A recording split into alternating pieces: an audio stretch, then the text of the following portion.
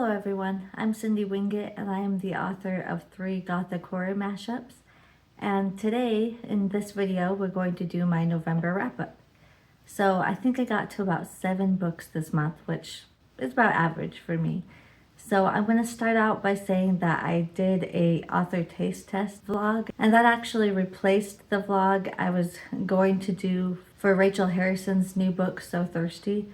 So I know in my TBR video I stated that I would be doing So Thirsty this month, but I decided to wait on that one because in the first 3 chapters it kept mentioning snow, and it was like after Christmas when people had their sad little smush decorations still out and different things, and by that point it hadn't even snowed here yet, and so it just didn't seem like a good timing for that book, and so I decided to wait until January.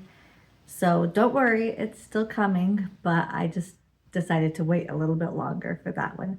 So instead, I did my author taste test for Claire Douglas. If you missed that, I'll go ahead and link it at the end. But the first one I tried from her was The Woman Who Lied. I had a NetGalley arc for this. And unfortunately, I did not end up liking this one at all. If I wasn't doing a vlog, I probably would have DNF'd it halfway through. I just wasn't jiving with the writing style, and I couldn't get hooked into the story. It's a story that I've seen done before multiple times, and so it wasn't all that interesting. And all the parts that were supposed to be like suspenseful and scary just weren't, and I wasn't connected to the character. And I don't know. There was just something about that story that just was not working for me. And so it was probably 2 stars. So yeah, not great. So I was a little bit nervous because that's the book I started out with. But luckily for me, the next 2 worked much better for me. And I actually ended up enjoying both of them quite a bit. So the first one I did was Just Like the Other Girls. And this is about a woman who gets a job looking after this older lady who pretty much just wants a companion because she's lonely. And she discovers that there's been 2 other companions before her, but they have both died or been runaways, and she's trying to figure out what happened to these girls because it seems a little bit suspicious, and she's afraid that something bad is going to happen to her. So I really enjoyed this one a lot. It kind of reminds me of like Verity or The Housemaid. So if you enjoyed either of those books, I think you would enjoy this one. It had the same vibes, kind of a similar setup, and I quite enjoyed it. And then I finished the vlog with The Couple in Number 9. And again, I thought this was a solid thriller. I really enjoyed it. This is about a couple who inherited a house from our main character's grandmother. But when they're renovating the house, they discover 2 bodies that have been buried in the backyard. So they're trying to decide if their grandmother had anything to do with these deaths. But she's an older lady now, and she's in a nursing home, and she has Alzheimer's. And so she doesn't really remember everything from back then because it was like 30 years ago. So they're just trying to piece out who these people are that were buried and what happened to them. So again, I thought this was a really fun, interesting read. I really enjoyed my time with it. So both of these books from her, I'd probably give 4 stars. So then my book club pick for my online book club that I'm a part of, We Used to Live Here, was the pick, which I was very excited for because this has been all over the internet. It's been super hyped up. People have been talking about this, and I didn't want to miss the craze, and be like a year later and be like, oh, by the way, I finally read this book that everybody talked about last year. So I was glad this was picked because it forced me to get to it, which I wanted to do. So this is a perfect read for this time of year because it has snowy vibes. It is set in winter, so it's a good time to pick this one up. So I really enjoyed this one. I would give this 4 stars, but I don't think I was as obsessed with it as everybody else seems to be. Like, I've heard a lot of people say how scary it is. It's like the scariest book they ever read. And I didn't personally find it that scary. I mean, it had some great scenes and they were creepy, but I wouldn't classify this as the scariest book I've ever read. And people are like saying this is the best book of the year. Again, I really enjoyed it, but I wouldn't say I'm obsessed with it. It's my best book of the year, like I wasn't totally invested with it, I guess the way that other people have been, but I thought it was good.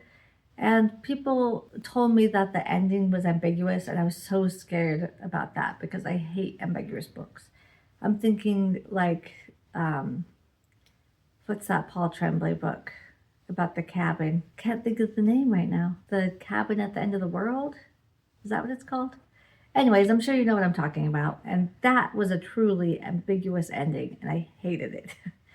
But this one, I feel like it was ambiguous, but I feel like the author gave you enough that I felt satisfied. So that didn't really bother me. This kind of reminded me a lot of that sci-fi horror that's called The Invasion of the Body Snatchers. That's what it kind of reminded me of, but like a gothic version of it. So I thought it was fun. I thought it was enjoyable. I did like it. And no, it's not going to answer every question, but I didn't come away feeling dissatisfied. So that's good. So if you saw my TBR video for the month of November, you'll see that I did get to most of the books on that TBR list, except for I think two, which is Looking Glass Sound and One Perfect Couple by Ruth Ware. I did not get to those. I just didn't have enough time to read all those books. And I saved those two in particular for last because they are more summary reads. So if I didn't get to them, then I could still read them in the summer, which I would probably enjoy better anyways. But I did get to all of the rest, so yay! Okay, so then I read Someone in the Attic, and unfortunately, I would probably give this a 3-star because it was just okay. Like, I didn't feel like I wanted to DNF it. I wasn't bored with it, but at the same time, it's one of those books when you're done reading it, you're just like, okay, cool, like moving on. Like, there was nothing completely crazy about it. Like, it didn't have like a crazy cool twist that blew me away, or I wasn't super invested with the characters and thought the characters were amazing, or, you know, it wasn't like super atmospheric. Like, there was nothing that like rose it above just average. And so it wasn't terrible. I didn't hate it, but I didn't love it either. It wasn't anything that I'd write home about, basically. So, you know, if you're just looking for a popcorn thriller, just a way to while away a few days, then it would be a good one to pick up. But it's not something I'm going to be like wildly recommending to everybody I see. So it was pretty predictable too. That she did get me with the red herring. I will admit, I did not actually see who it was that was in the attic because she did trick me with a red herring or two. So that is good, and I commend her for that. But even so, it just felt lackluster, even though I was like, oh, okay, it was this person or whatever. Like, I didn't feel shocked by it, if that makes sense. So yeah, I mean, it was just average. Just, I don't really have that much else to say about this one, honestly. Like, it didn't bore me. I didn't feel like I wanted to skim or DNF it, but at the same time, nothing special. Okay, so then I read The Heiress by Rachel Hawkins, and I'm so excited to finally get to this one. I've been trying to read it since it came out because I heard amazing things about it. I hear it's a lot like The Seven Husbands of Evelyn Hugo, I think it's called. I never read that book, but apparently it's very reminiscent of that. So if you liked that book, then you'd probably like this book. But I thought this was great. I wouldn't quite give it a 5-star because it just didn't have that 5-star feeling. But I am going to give it a 4.5 because it was ahead of the 4 stars that I gave it this month. And because there was nothing wrong with this. It was a really good, solid thriller.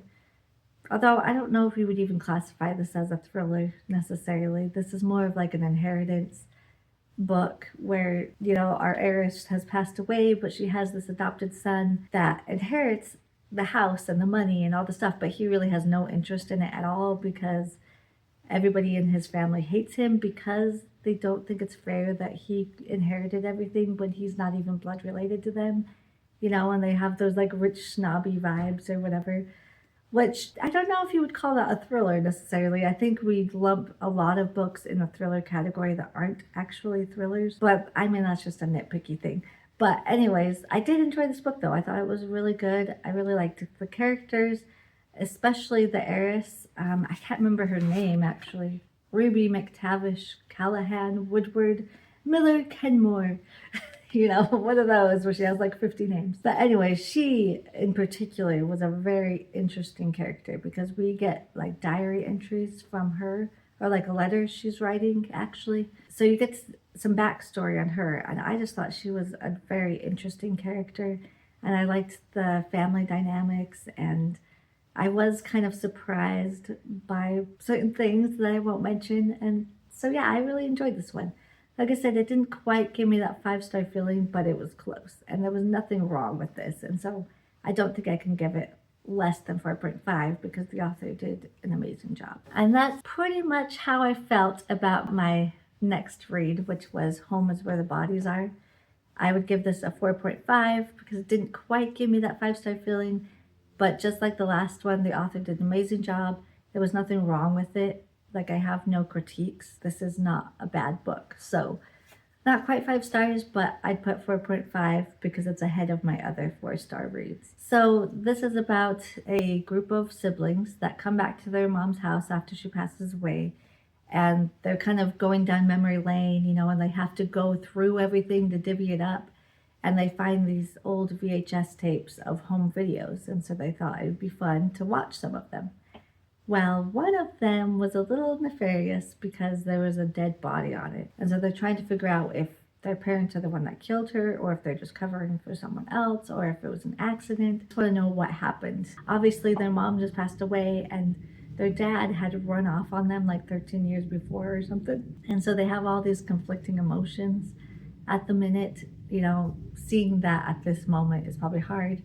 And I really enjoyed the dynamics with the siblings. You get to learn a lot about each character and about the way they are and the reasons why they are the way they are and their relationships to each other.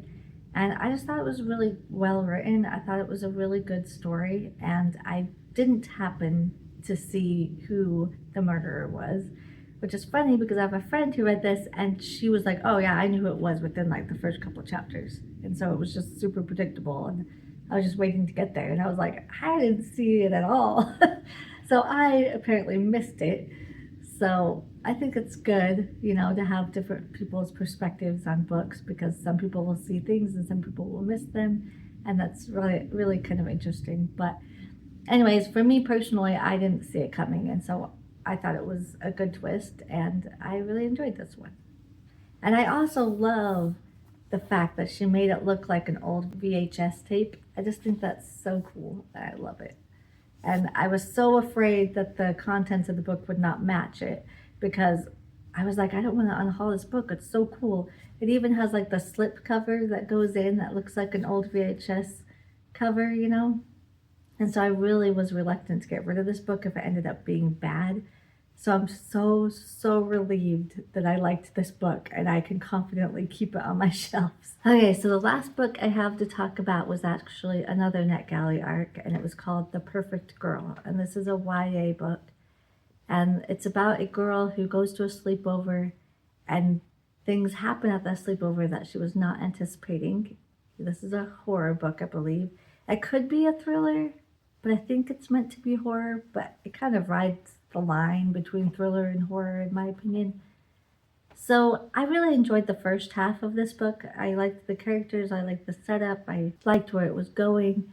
But I don't know, when things started to hit the fan and what's really going on started to come out, I was just like, like it just wasn't my favorite.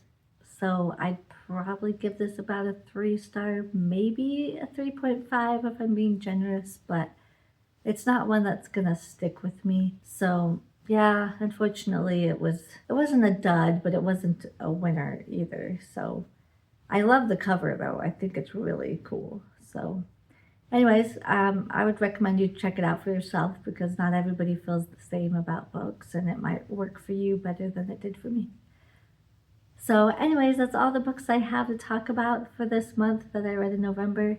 I post my videos every Friday. If you don't want to miss them, hit the notification bell after you've subscribed and you'll never miss the videos. And if you liked this, I would encourage you to hit that like button to let me know, and I will see you in the next video. Bye.